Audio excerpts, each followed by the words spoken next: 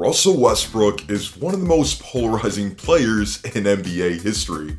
When you look at his resume and God-given talent, he's one of the greatest point guards to ever do it and can make plays that'll make you fall out of your seat.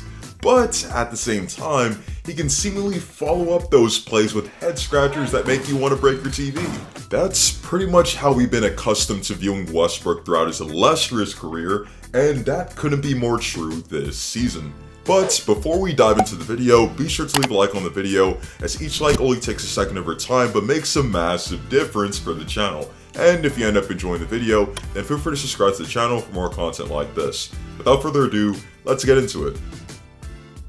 In the summer, NBA fans reigned their opinions on the Westbrook trade to LA, and it's safe to say that their views varied greatly. On one end, you had people arguing that acquiring Westbrook was actually a solid move. It would get the Lakers another ball handler, allow a 37-year-old LeBron to sit out games, and in actuality, let Russ be a third option, a role that might be best suited for him if he really wants to contribute to a championship caliber team.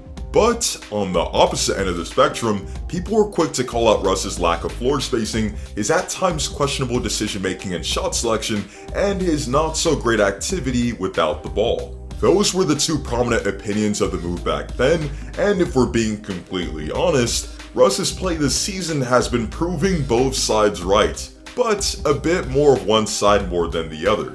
He proves the optimistic side right, to some extent, because he has been a contributor to winning this season. After an admittedly slow start to the season, Westbrook is averaging 28-7 on 47% from the field and 32% from 3 over the last 23 games. And in the 12 games that LeBron didn't play, he averaged 22-9-9 on 44% from the field and 34% from 3. Is his 3-point percentage or free throw percentage ideal for a point guard of a championship caliber team? No. And did the Lakers win all the games in which LeBron sat out? Not even close. They were 5-7 in those 12 games. However, to say that Westbrook is just some negative on the court is flat out wrong. As mentioned earlier, Russ is far from a perfect player, and his lack of floor spacing and questionable decision making are hurdles in the way of LA's title hopes long term, something that I'll get to a little bit later. However, two things really annoy me about this Westbrook slander that is going on as of late. For one, very few people praise Westbrook for often being a driving force for some of the success the Lakers have had this season. A lot of the time, the Lakers need their big three to combine for 65 to 80 points just to win a game. And it's safe to say that Westbrook has contributed his fair share in those outings. And even in games in which LeBron has sat, Westbrook has had notable performances as well. In the Lakers' first away game of the season, Russ dropped 33-10-8 on 56% shooting in win against the Spurs. And 8 games later, he dropped 25-14-12 on 45% from the field and 43% from 3 in a win against the Miami Heat. And in the grand scheme of things, Russ has had several performances like this throughout the season, which you can definitely say that he has been a huge plus for this team.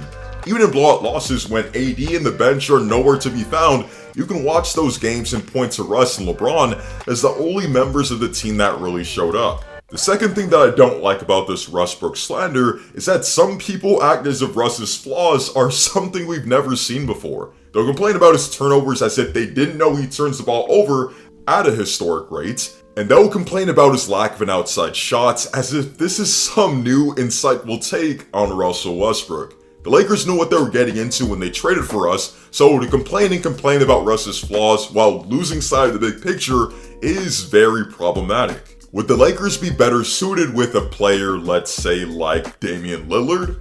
Of course. But for one, Dame wasn't available in the summer and isn't available now. And secondly, if Dame was available, the Lakers had nowhere near the assets to trade for him. The Blazers want young building blocks to reshape their future and a ton of first round picks in exchange for Dame. And if that's the asking price, then the Lakers were never in the running to begin with. Russ, again, is very flawed. But to act like he's the main reason why this team is below 500 is ridiculous. This Laker team has thousands of problems, and it's gone to a point where there isn't a single team in the league where you can guarantee that the Lakers could beat them. The offense is terrible, the defense is 10 spots below where it was last year, the team is mediocre from 3, they turn over the ball a lot as a collective, they're the second worst free throw shooting team in the league, and people are flying in and out of the lineup due to injury or health and safety protocol. That's only the surface of the Lakers' problems, and it's almost getting to a point of acceptance for this team. And I know that people will predictably say, the GM is to blame for the Westbrook trade. He's the reason the roster is like this. Well, the obvious answer to that is that a good GM is one that makes moves in the best interest of the team, regardless of what their best players want. I mean, look what happened in Golden State literally right before this season. All the Warrior veterans wanted to keep Avery Bradley instead of waiving him and getting Gary Payton II. But look how well JP2 has been playing for the Warriors this season. All because Bob Myers made a move in the best interest of the team, despite what the team leaders have to say.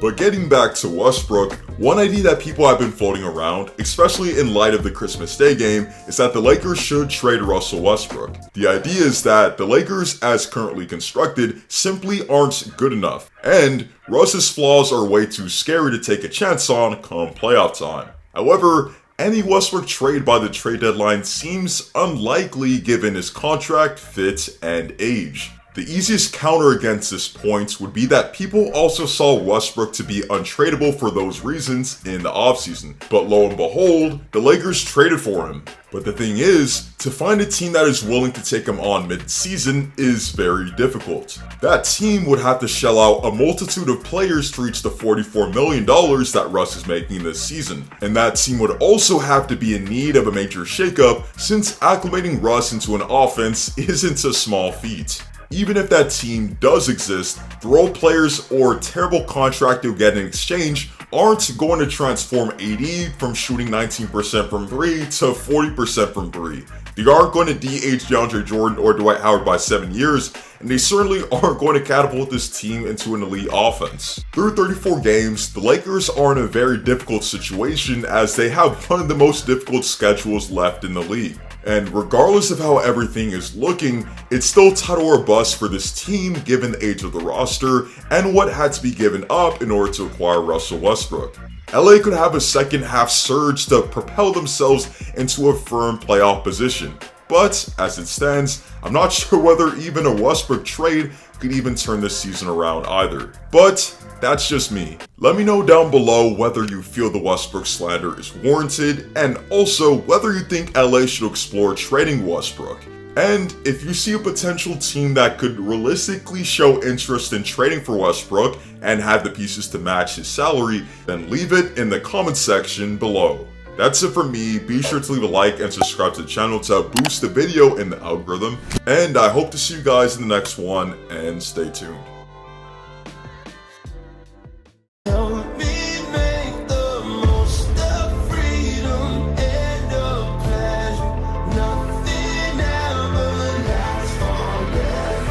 Everybody